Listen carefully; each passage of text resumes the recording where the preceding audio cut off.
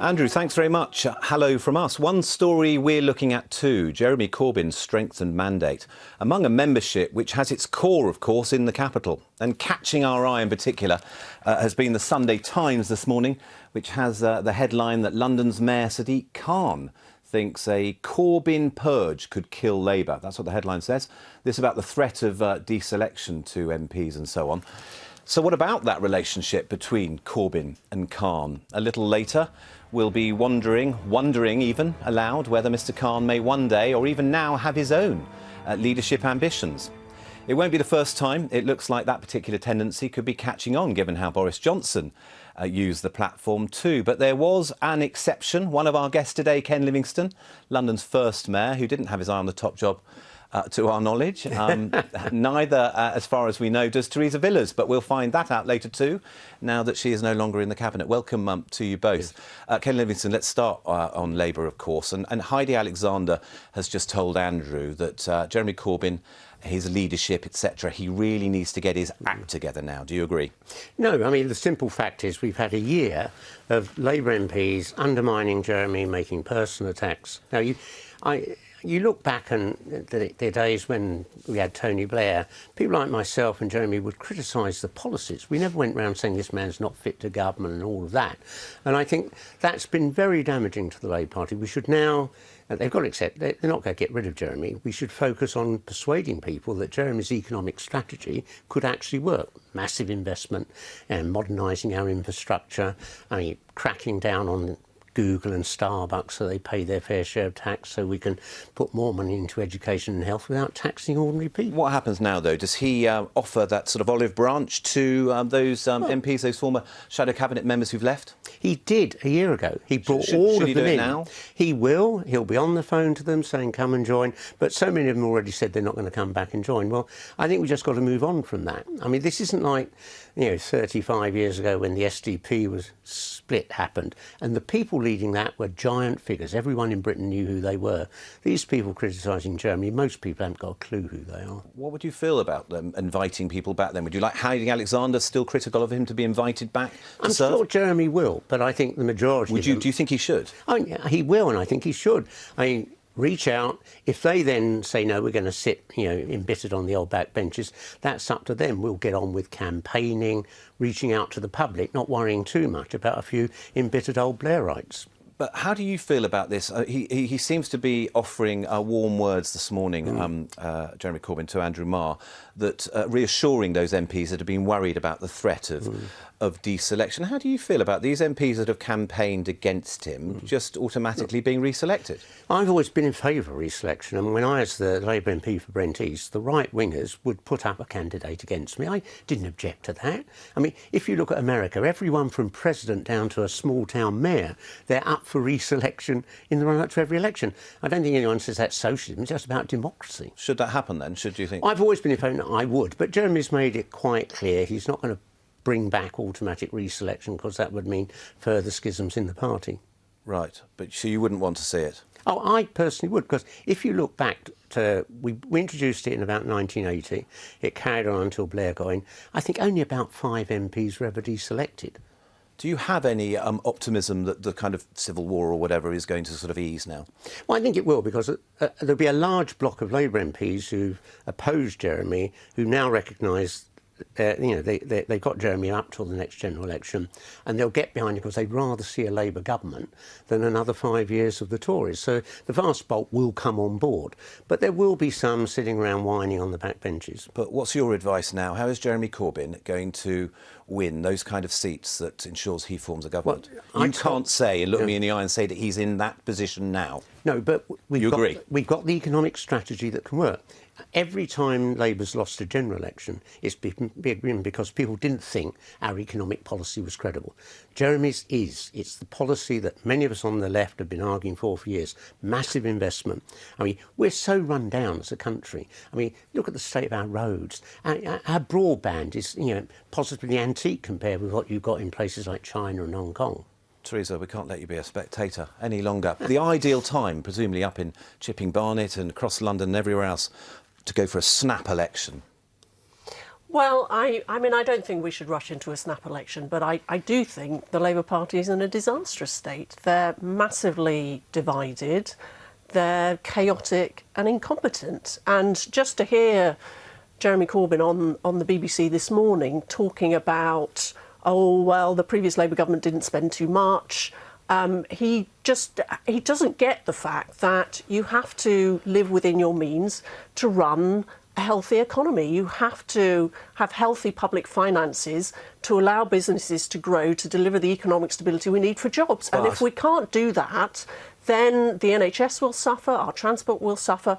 The people who suffer most when people like Jeremy Corbyn get in charge of the public finances, mess them up, the people who suffer most are the most disadvantaged in our society. But, of course, you haven't added yet. You want to add, of course, but we should never be complacent. We're absolutely not complacent, because we know that there are important things that we need to change in this country. We need to make our transport system better. You know, we need to ensure that it's a country that works for everyone, that everyone shares in the benefits of economic growth. But the reality is, you know, it would be reckless and disastrous for this country if Labour became the next government. It would be chaos. I'm dying to come back on that, Kim, but let's move on. Let's move on. You have plenty of time. Pick up on that in the next section if you like. But Londoners have got very used to stories of tensions between city mayor and party leader. Remember the warmth between Mr Livingstone and Mr Brown, for instance. Boris Johnson and David Cameron. A few months into his mayoralty and with his very big personal mandate, is Sadiq Khan an asset or a threat to his leader? Andrew Crine reports.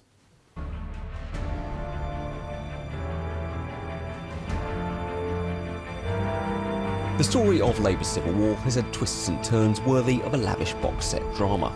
In a dramatic series finale, House Corbyn saw off its rivals in Parliament and called for unity. So what now for the man across the water in City Hall, Sadiq Khan, arguably the most powerful Labour politician in the country.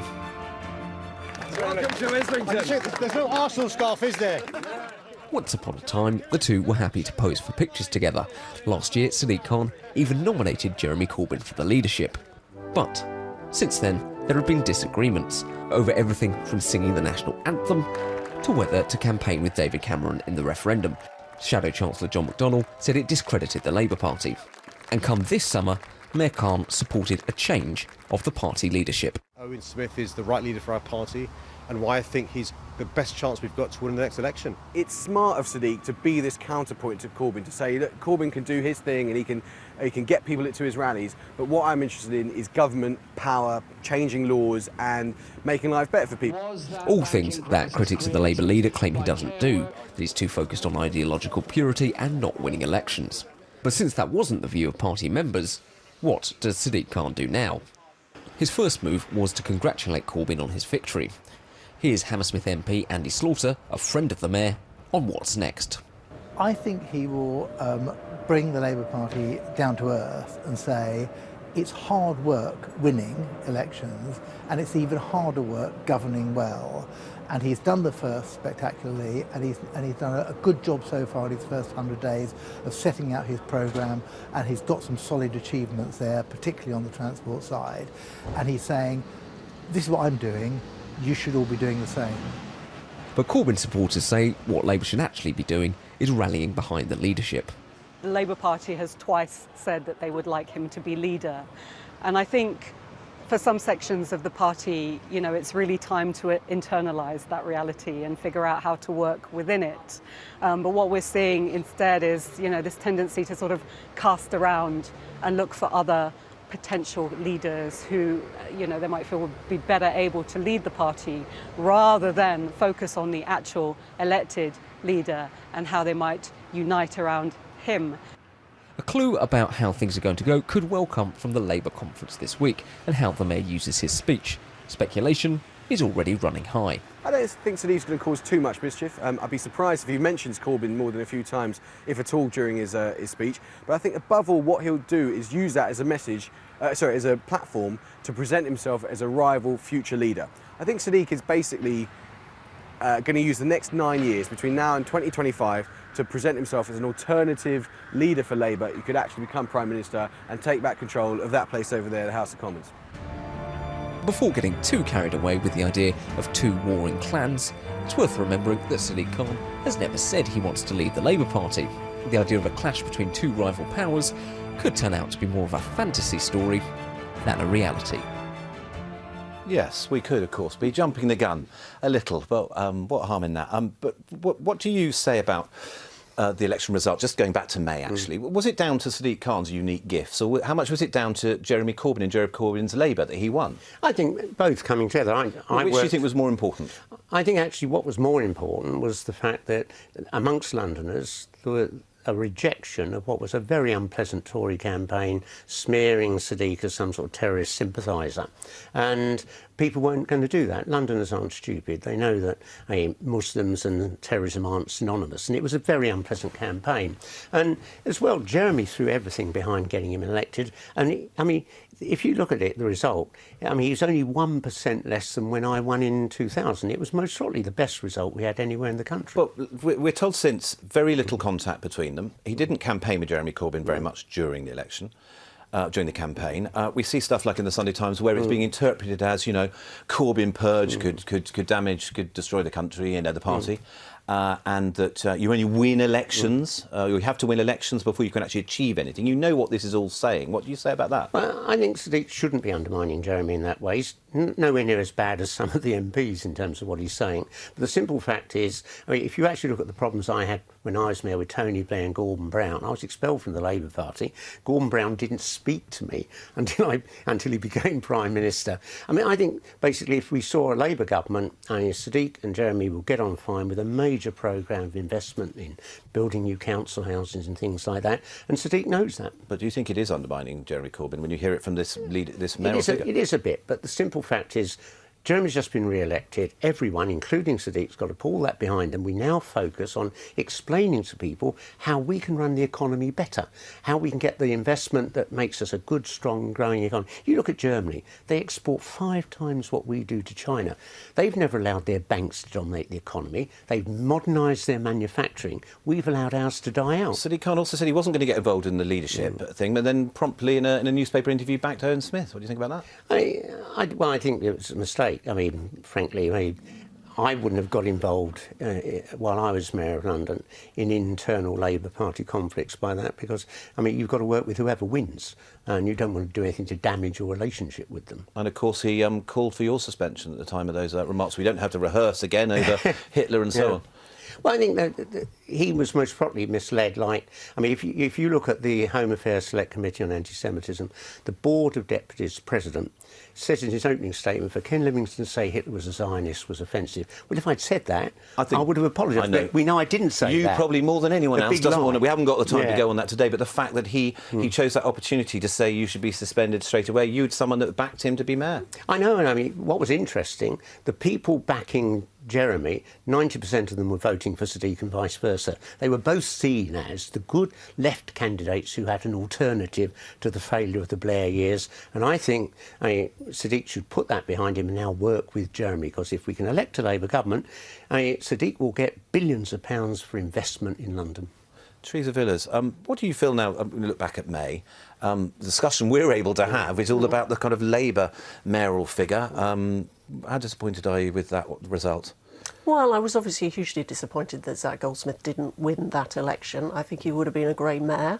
But obviously, as the government will try to work constructively with Sadiq on matters which are important to all Londoners. But are there lessons to be learnt on that campaign? Given, I mean, Ken Livingstone mentions the negative nature of it, widely perceived. Well, I mean, the questions were asked, and Sadiq has answered them in terms of being elected. I think we need to move on from that and work constructively together. But what do you feel about the tone of a campaign like that? Would you have run a campaign like that? Well, I think, the questions are asked. It was a bit more than that, wasn't it? The vast majority of the campaign was about the issues of concern to Londoners, how much they pay in council tax, the transport system, policing. Yes, there was some discussion at the end about people with whom Sadiq had shared a platform, but I think, as I say, that was debated in the election. Sadiq won. Now we move on. And you say, obviously, working. So you want to see, as a London MP, presumably a constructive relationship between government and mayor, or because he's a Labour mayor, surely you want to make things pretty difficult for him as well, don't you, at the same time? Well, we'll certainly hold him to account, and I think this idea of there's a big difference between him and Jeremy Corbyn is quite overplayed, frankly. I mean, what he and Jeremy Corbyn have in common is they want to carry on borrowing forever. They want to raise taxes. And I believe that Labour in power in this country would be significantly damaging to jobs, to inflation, to economic stability. They are divided and chaotic, but what unites them is they don't believe in balancing the books. You can see what she does there, of course, and they want to paint them as very close together. Do you accept, is that what Khan's just doing? Is this just kind of a show showing distance between him and Corbyn? Or quite interesting. The simple fact is that John McDonnell was chair of finance when I was leader of the GLC. Every budget he produced was balanced. There wasn't a penny of borrowing for revenue. Under every government for the last 35 years, except 5 years, they've all borrowed. £500 million. No. The simple fact is that, with the exception of 2 years in the last 35 years, 2 years under Nigel Lawson, Tory governments have borrowed 2 to 3% of GDP to balance their budget. Don't every government borrows? And before we start heading into that kind of macroeconomic, with time passing, let's change direction a little bit.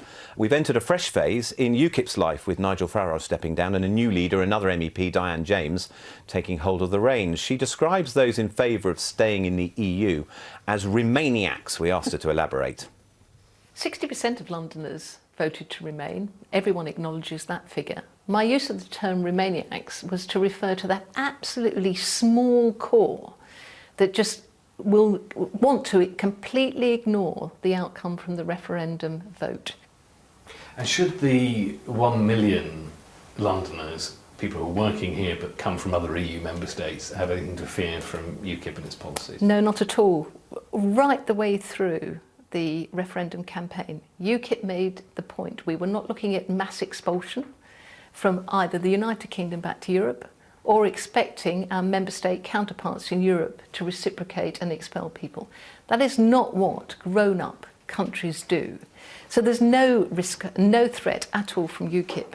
If anything, there is a risk and a threat coming from this current government that is yet to come off the fence and actually straightforwardly set out that individuals from European Union states here lawfully and legally are here to stay and can enjoy being a member and contribute to the fabric of United Kingdom society.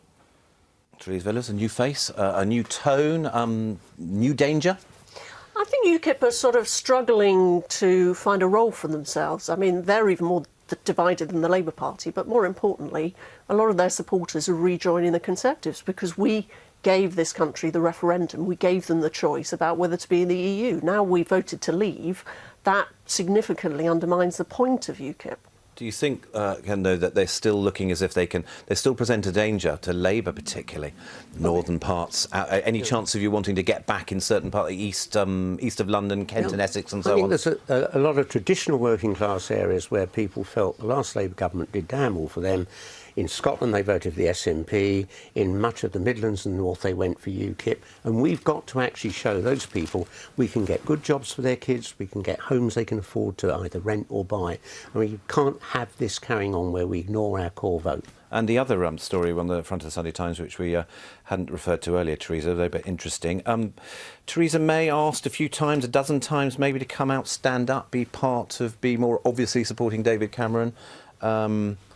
Secret Brexiteer, do you think? She on your side, was she? Privately, quietly? I mean, there were times when I did wonder. What were the signals? What could you see? Could you see it her speech on her major speech of the referendum campaign expressed real concerns about the possibility of Turkey joining the EU. It also said the sky's not going to fall in if we leave. So there were certain pointers in it which I think were a lot more pragmatic and down to earth than what some of the other Remainers were saying. So I think she was genuinely listening to both sides. Do you think she was a bit disloyal as well? Actually, she had this idea about what she was going to be doing and challenging for the leadership. Do you think she was quietly? I honestly think, despite you can say that now. You're not in the cabinet. You know, you've got no worry. I think, despite all the acres of newsprint to the contrary, this was a defining issue for us. You know, in all parts of the political spectrum, we had to decide: did we want to be an independent, self-governing country again? But then, what do you think about her then? What about her position? Because she was not out there fighting tooth and nail with David Cameron and George Osborne and so on, was she? You were watching that as an opponent. I think she took a side. She made a decision. She's always been, I think, very strongly in favour of the security cooperation that comes with being in the EU. But I think she also recognised that there were credible arguments on both sides, and perhaps that was reflected in how she approached the referendum campaign. OK. Now, the rest of the week's political news in 60 seconds.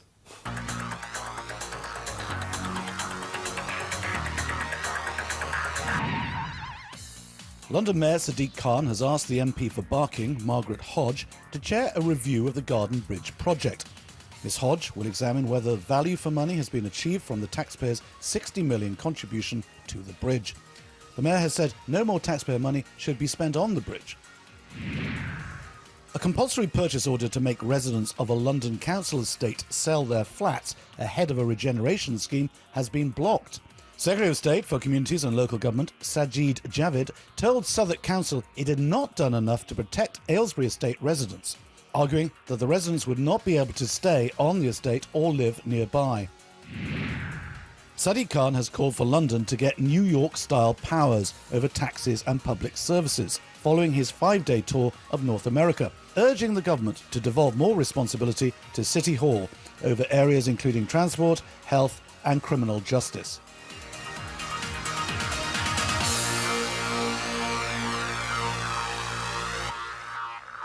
Theresa Villiers, go ahead with the Garden Bridge. It's not too late to scrap this.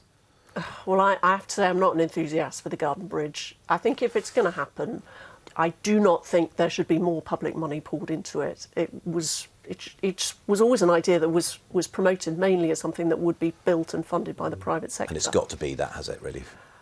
I mean, I know there's a certain amount of money committed to it already, but, you know, I'm reluctant to see that committed, to be honest, but certainly no more. Ken Livingstone, Sadiq Khan said because the money's already been committed, you might as well go ahead with it now. Well, I mean, when they came to me when I was mayor, they were saying, we want to build this garden bridge, all the money will be raised in the private sector. They didn't ask me for a penny. Now you're talking about 60 million going into it and so on. I mean, because if you've got that sort of money, there are much better places to build a bridge, parts of East London where there aren't any bridges, and it would be much more effective and useful. So I'd be simply saying to them, if you want to build it and you raise the money, that's fine, but don't come to me or TfL for that money, because we could spend it better elsewhere. Would you say to Theresa May not to give many more powers to London's mayor? It looks like she's a bit cold on northern devolution and that stuff. I think if we're going to devolve in London, we should devolve to the boroughs. I think they're closest to local communities. I think sometimes devolution in London seems to involve a withdrawal of powers from the boroughs to the mayor. I don't think that's the way devolution What should about work. a man who did the job? Absolutely devolve everything. I mean, we are the most centralised of all the Western democracies. I was explaining to the mayor of Moscow how our system works, and he said, that's worse than Russia under Stalin, and it is. Everything's controlled from Whitehall. Every single transport project I wanted to build, we had civil servants trying to block it in Whitehall. Let local regions build themselves. Let London build. On that note, to you both, Ken Livingstone, Theresa Villiers, thanks very much indeed for coming in today. Andrew, back to you.